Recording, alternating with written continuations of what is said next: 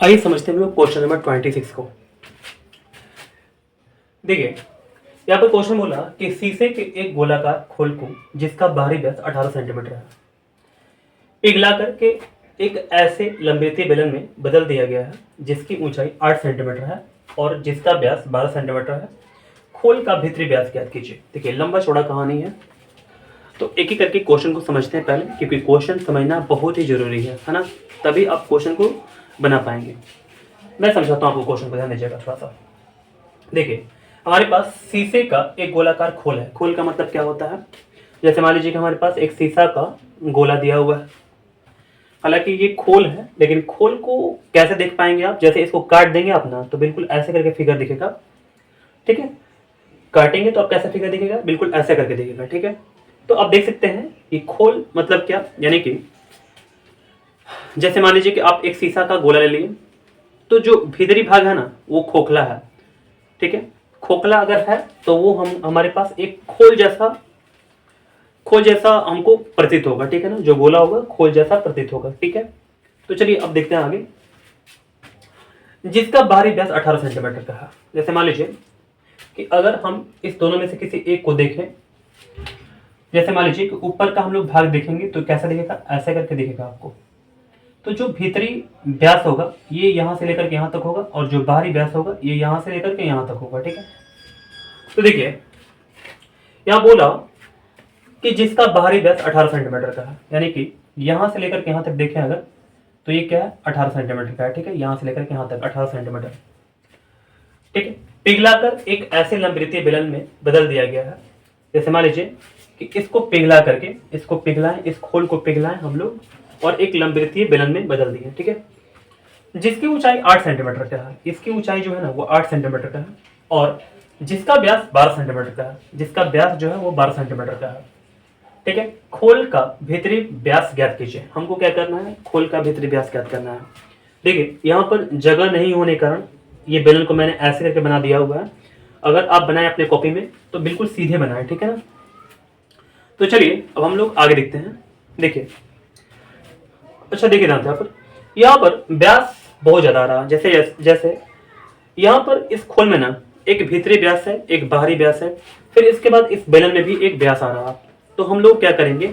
सभी यानी कि भीतरी व्यास, इसके भीतरी व्यास को कुछ ना कुछ मान लेंगे, इसके आंतरिक व्यास को भी कुछ ना कुछ मान लेंगे, इसके भी व्यास को हम लोग कुछ ना कुछ मान लेंगे। जैसे यहाँ पर मैंने क्या किया हुआ है, जो बाहरी व्यास है इसको D1 माना गया है, जो इसके भीतरी व्यास है इसको D3 माना गया है। हालांकि अब D2 भी मान सकते हैं, लेकिन मैंने इसको D2 माना हुआ है ना, यानी कि जो बेलन का व्यास है ना वो हमारे पास D2 हो गया, ठीक है। अब देखिए यहाँ पर अगर हमारे पास जो बाहरी व्यास D1 है, तो जो इसका बाहरी त्रिज्या होगा वो क्या हमने मान लिया? यहाँ पर R1 मान लिया। हमारे पास जो व्यास था, बाहरी व्यास था, वो 18 सेंटीमीटर का था, तो जो बाहरी हमारे पास त्रिज्या होगा वो कितना हो जाएगा? 9 सेंटीमीटर हो जाएगा, 9 सेंटीमीटर का हो जाएगा। हमारे पास जो बेलन का जो व्यास था वो D2 मैंने यहाँ पर माना हुआ है, तो जो R2 होगा वो क्या होगा? यानी कि त्रिज्या जो होगा इसका क्या हो जाएगा? 6 सेंटीमीटर का हो जाएगा, ठीक है। फिर इसके बाद इसका यानी कि जो खोल का हमारे पास भीतरी जो व्यास है ना उसको मैंने D3 माना हुआ है, तो जो भीतरी त्रिज्या जो होगा वो क्या होगा? R3 हो जाएगा, ठीक है। तो यहां तक समझ गए आप बात को। अब आगे बढ़ते हैं हम लोग। देखिएगा, यहाँ पर मैंने लिखा भी हुआ है, अगर चाहे तो आप देख भी सकते हैं। जैसे यहाँ पर आपको दिखाया गया है कि गोले का बाहरी व्यास D1 यानी कि 18 सेंटीमीटर, जो बाहरी त्रिज्या है हमारे पास ये R1 हो जाएगा, 18/2 यानी कि 9 सेंटीमीटर का हो जाएगा, क्योंकि त्रिज्या जब भी निकालते हैं तो व्यास बटे में 2 कर लेते हैं। तथा लंबेती बेलन का व्यास जो है वो D2 माना गया है, ये 12 सेंटीमीटर का है। त्रिज्या जो होगा यानी कि R2 जो होगा ये 12/2 यानी कि 6 सेंटीमीटर का हो जाएगा, ठीक है। माना कि अर्धगोले की भीतरी व्यास क्या हो जाएगा? D3 हो जाएगा। तो मान लिए कि हम लोग जो त्रिज्या होगा वो क्या हो जाएगा? R3 हो जाएगा, ठीक है। यहाँ तक जो भी बात मैंने बताया यहाँ पर, इसको मैंने यहाँ पर लिख भी लिया हुआ है, क्योंकि लिखना बहुत जरूरी है, ठीक है। अब देखिए, जब आप इसको पिघला करके ये बनाइएगा तो दोनों का आयतन क्या करेंगे? बराबर कर देंगे। तो हमने लिख दिया यहाँ पर कि अब शीशे के गोलाकार खोल का आयतन बराबर क्या हो जाएगा? लंबवृत्तीय बेलन का आयतन। आपको पता होना चाहिए कि जो गोला का आयतन होता है वो क्या होता है और जो बेलन का आयतन होता है वो क्या होता है, क्योंकि हमारे पास यहाँ पर गोला दिख रहा है और हमारे पास यहाँ पर बेलन दिख रहा है। जो गोलक आयतन होता है वो 4/3 पाई r क्यूब होता है, आपको याद होना चाहिए। और जो बेलन का आयतन होता है वो क्या होता है, वो पाई r स्क्वायर h होता है। ठीक है, तो चलिए थोड़ा सा एक चीज और बताएंगे हम। जैसे मान लीजिए खोल का आयतन कैसे निकालेंगे, तो बाहरी आयतन और माइनस भीतरी आयतन। ठीक है, फिर से बोल दें, बाहरी आयतन माइनस क्या करेंगे, भीतरी आयतन कर लेंगे। ठीक है, तो हमारे पास क्या आ जाएगा, खोल का आयतन आ जाएगा। और मैंने यहाँ पर इसको सजाया हुआ, यहाँ पर देखिए, जैसे हम लोग यहाँ पर फॉर्मूला अप्लाई करेंगे, क्योंकि बाहरी आयतन हमारे पास यानी कि बाहरी जो त्रिज्या हमारे पास क्या है, r1 है, तो यहाँ पर लिख देंगे 4/3 पाई और r1 का पावर 3। भीतरी हमारे पास त्रिज्या क्या है, यानी कि r3 है, तो 4/3 पाई r3 का पावर 3 हो जाएगा। जो हमारे पास बेलन का आयतन क्या होता है, पाई r स्क्वायर h, क्योंकि यहाँ पर जो त्रिज्या है वो r2 है, तो r2 का स्क्वायर कर लेंगे, यहाँ पर h कर लेंगे। देखिए इस दोनों में से 4/3 कॉमन हो जाएगा, यहाँ पर 4/3 दोनों में कॉमन हो गया, यहाँ पर लिख दिया गया। पाई पाई दोनों में से कॉमन हो जाएगा, तो यहाँ पर लिख दिया गया। r1 का पावर क्या हो जाएगा, 3 हो जाएगा अंदर में, और माइनस क्या हो जाएगा, r3 का पावर 3 हो जाएगा। यहाँ पर पाई r2 का स्क्वायर और h हो जाएगा, यहाँ बच जाएगा। देखिए अब क्या करेंगे हम लोग, यहाँ तक करने के बाद जो भी वैल्यू गिवन है हमारे पास, यानी कि दिया हुआ है, इसको हम लोग रख लेंगे। जैसे हमारे पास r1 जो है, हमारे पास ये r1 मैंने यहाँ पर 9 निकाला हुआ है, तो r1 हम लोग रख देंगे यहाँ पर 9 का पावर 3, माइनस r3 हमारे पास निकालना है, तो हम लोग r3 को निकाल देंगे, क्योंकि जब तक त्रिज्या आप नहीं निकालेगा ना तब तक व्यास निकल कर नहीं आएगा, तो हम लोग यहाँ पर त्रिज्या निकाल लेंगे। ठीक है, तो r3 का पावर 3 हो गया, और यहाँ पर क्या हो जाएगा, r2 का जो वैल्यू है 6 हो जाएगा, यहाँ पर 6 का स्क्वायर कर लेंगे, और h का जो वैल्यू हमारे पास क्या क्या है, 8 सेंटीमीटर का है, तो 8 सेंटीमीटर रख लेंगे। ठीक है, अब देखिए पाई से पाई कैंसिल हो जाएगा, तो 4/3 यहाँ बचा हुआ है, 9 का पावर 3 कितना होता है, 7 to 9 हो जाएगा, माइनस r3 का पावर 3 हो जाएगा। यहाँ पर इक्वल टू 6 का स्क्वायर यानी कि 6 6 का 36, यहाँ पर 8 हो जाएगा। ठीक है, इधर समझाने के लिए मुझे लाइट को थोड़ा सा ऑफ करना पड़ेगा।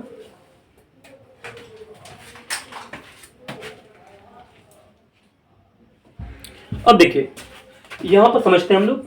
ठीक है, क्योंकि यहाँ पर आपको उस समय दिखाई नहीं पड़ता, इसी चलते मैंने अब लाइट को, ये वाला जो मोबाइल का है लाइट, इसको मैंने ऑन कर लिया हुआ है। ठीक है, अब देखिए यहाँ तक हम लोग देख लिए। देखिए 4 9 36 यानी कि 9 में कट जाएगा।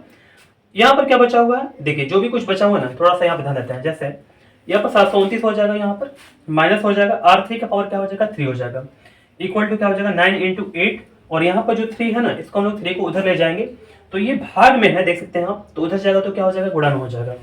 यहाँ पर 729 माइनस r3 का पावर 3 हो जाएगा, इसको गुणा करेंगे 216 हो जाएगा।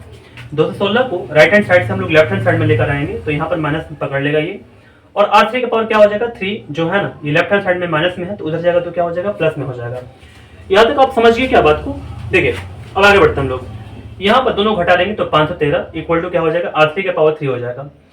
513 ये जो है ना, यानी कि पावर 3 है, तो इधर आएगा तो क्या हो जाएगा, करनी में हो जाएगा, तो करनी में हो गया हमारे पास 513, r3 इक्वल टू करनी में 513 हो गया। अब हम लोग इसको अगर हम लोग गुणनखंड निकालते हैं, अभाज्य गुणनखंड, तो कैसे हो जाएगा, यानी कि ऐसे करके आएगा आपके पास 513 जो है ना, 513 का अगर गुणनखंड तोड़ते हैं तो 3 × 3 × 3 आएगा, और गुणे 19 आ जाएगा। ठीक है, तो 3 तो यहाँ पर 3 बार दिया हुआ है, तो 3 तो निकल जाएगा, लेकिन 19 जो है ना वो सिंगल बच गया है, तो इसी चलते इस पर हम लोग करनी लगा ही रखेंगे। r3 हमारे पास आ गया। ठीक है, देखिए r3 हमारे पास जब आ गया, अब हम लोग क्या कर सकते हैं, यहाँ पर 3 रख देंगे, और जो हमारे पास 19 का जो करनी का मान आता है, 19 का जो करनी का मान आता है वो क्या आता है, 2.68 आता है, इक्वल टू क्या हो जाएगा, r3 हो जाएगा। अगर हम लोग दोनों गुणा कर लेंगे तो 8.04 आ जाएगा, इक्वल टू r3 हो जाएगा। ठीक है, अब देखिए हमारे पास जब हमारे पास त्रिज्या आ गया, यानी कि जो हमारे पास भीतरी त्रिज्या है वो आ चुका है, तो हम लोग व्यास निकालने के लिए क्या करेंगे, यहाँ पर देखिएगा थोड़ा सा, हमारे पास जो व्यास भीतरी निकालना है, तो क्या करेंगे हम लोग 2 से गुणा कर लेंगे त्रिज्या में, तो गुणा करने के बाद हमारे पास आ जाएगा 16.08 सेंटीमीटर। ये हमारा आंसर है। तो उम्मीद करता हूं ये जो बड़ा क्वेश्चन था, ठीक है, अगर आप समझदारी के साथ देखते हैं और समझते हैं तो आपके लिए बनाना बहुत ही आसान हो जाएगा। ठीक है, तो आइए अब हम स्टार्ट करते हैं क्वेश्चन नंबर 27।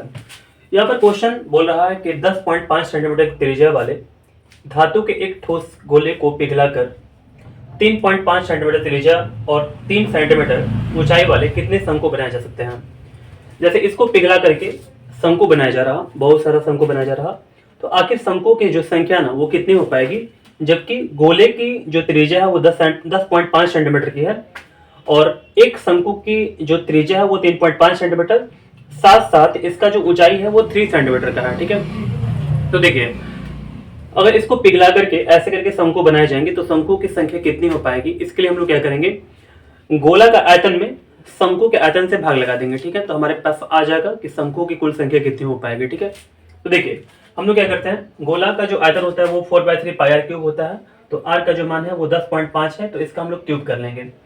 जो शंकु का आयतन होता है वो क्या होता है, 1/3 पाई आर स्क्वायर एच होता है, तो आर का जो मान है हमारे पास कितना है, 3.5 सेंटीमीटर, इसका स्क्वायर कर लेंगे, और जो ऊंचाई हमारे पास कितना है, 3 सेंटीमीटर का है, तो 3 यहाँ पर ऊंचाई की जगह पर रख देंगे।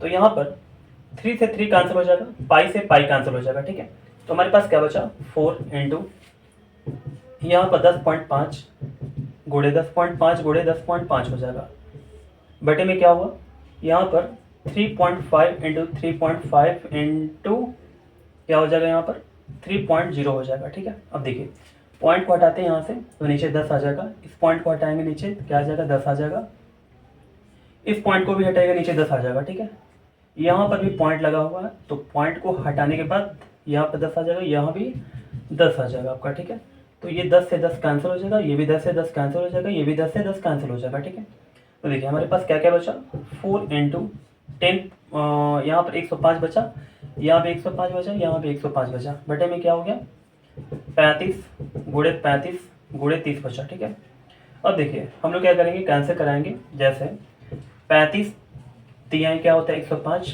3 दहिया 30 होगा।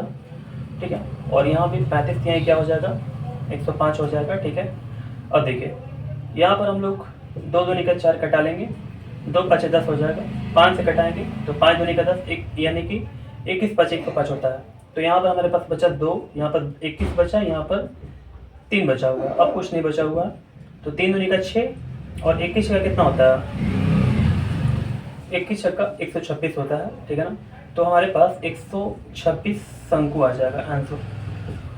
ठीक है, आइए देखते हैं हम लोग क्वेश्चन नंबर 28 को।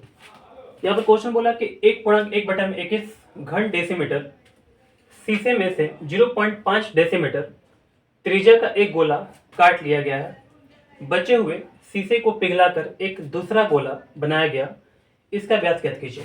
जैसे मान लीजिए कि हमारे पास एक शीशा है जिसका आयतन है 1.1/21 डेसीमीटर क्यूब का। ठीक है, इसी में से एक गोला निकाला जा रहा जिसका जो त्रिज्या है वो 0.5 डेसीमीटर का है।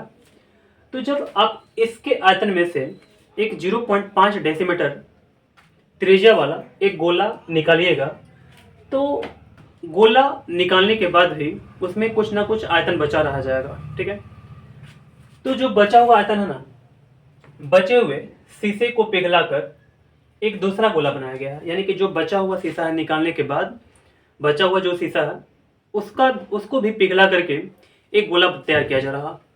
तो बोला कि उसका व्यास ज्ञात कीजिए, यानी कि हमको क्या करना है, हमको व्यास ज्ञात करना है। ठीक है, देखिए हम लोग कैसे बनाएंगे इस क्वेश्चन को। तो शीशे का आयतन जो है वो 1.1/21 डेसीमीटर क्यूब है। हम इसको पूर्णांक को अगर तोड़ते हैं तो 22/21 आ जाएगा डेसीमीटर क्यूब।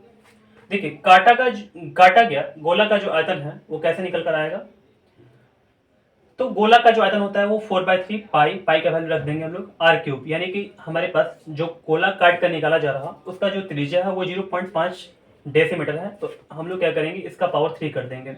इसको अगर सॉल्व करते हैं, शायद आपको यहाँ पर समझ में नहीं आ रहा होगा, तो थोड़ा सा अलग करके दिखाते हैं। ऐसे मान लीजिए यहाँ पर क्या बोला हुआ है 4/3, यहाँ पर क्या बोला हुआ है 22/7, और यहाँ पर 0.5 का पावर 3 है, तो 5/10 हो जाएगा, यहाँ भी 5/10 हो जाएगा, यहाँ भी 5/10 हो जाएगा। जब आप पॉइंट को हटाते हैं तो नीचे क्या आता है 10 आ जाता है। ठीक है, देखिए 5 दूनी का 10, यहाँ भी 5 दूनी का 10 आ जाएगा, यहाँ भी 5 दूनी का क्या हो जाएगा 10 हो जाएगा, 2 दूनी का 4, 2 एकम 2 हो जाएगा, और 11 दूनी का क्या हो जाएगा 22 हो जाएगा। तो अब लगभग सब कुछ कैंसिल हो चुका है। तो देखिए ऊपर 11 बचा, नीचे क्या बचा 21, तो 11/21 यहाँ पर डेसीमीटर क्यूब होगा, सब कुछ डेसीमीटर में है ना, तो डेसीमीटर क्यूब हो जाएगा। देखिए जब हमने जो गोला काटा उसका जो आयतन निकल कर आया वो क्या आया यानी कि 11/21 डेसीमीटर क्यूब। ठीक है, तो जो अब उसमें बचा हुआ आयतन है, क्या करेंगे हम लोग, यानी कि पूरा आयतन में से इस गोले के आयतन को घटा लेंगे तो हमारे पास बचा हुआ आयतन आ जाएगा। तो देखिए बचा हुआ आयतन हमारे पास कैसे निकल कर आएगा, यानी कि पूरा आयतन यानी कि 22/21 हमारे पास आया हुआ था और हमने घटा लिया जो हमारे पास अभी आया। ठीक है ना, तो घटाएंगे तो हमारे पास कितना आ जाएगा, 11/21 डेसीमीटर क्यूब आ जाएगा। अब देखिए जो बचा हुआ शीशा हमारे पास है, यानी कि गोला निकालने के बाद बचा हुआ जो शीशा है, तो बचा हुआ शीशे का भी गोला बनाया जा रहा, तो उसका हमको व्यास फाइंड करना है। तो देखिए अब हम लोग अब लिख लेंगे बचा हुआ गोला का आयतन। ठीक है, तो बचा हुआ गोले का आयतन हमारे पास कितना आ जाएगा, यानी कि 11/21 आ जाएगा, क्योंकि यहाँ पर हम दिखा दिए आपको कि बचा हुआ जो आयतन हमारे पास कितना है, 11/21 है ना।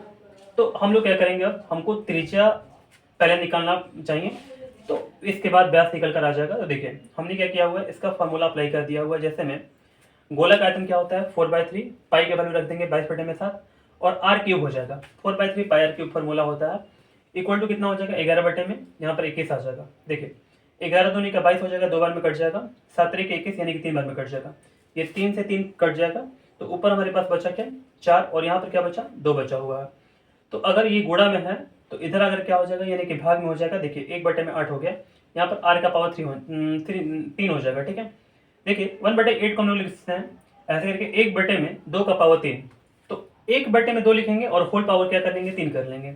तो जो हमारे पास r क्यूब का मान जो आया वो 1/2 r क्यूब आ गया। ठीक है, तो r का मान कितना आएगा, 1/2 आ जाएगा। ठीक है, जब देखिए हमारे पास जो त्रिज्या है वो 1/2 आ गया, तो व्यास का जो मान है वो क्या आ पाएगा, यानी कि हम लोग 2 से गुणा कर लेंगे, यानी कि त्रिज्या में जब 2 से गुणा करते हैं तो क्या आता है, यानी कि व्यास आता है। तो 2 और 2 को हम लोग कैंसिल करा लेंगे यहाँ पर, तो हमारे पास 1 डेसीमीटर आ जाएगा। ठीक है, तो उम्मीद करता हूँ ये क्वेश्चन आपको समझ में आ गया होगा।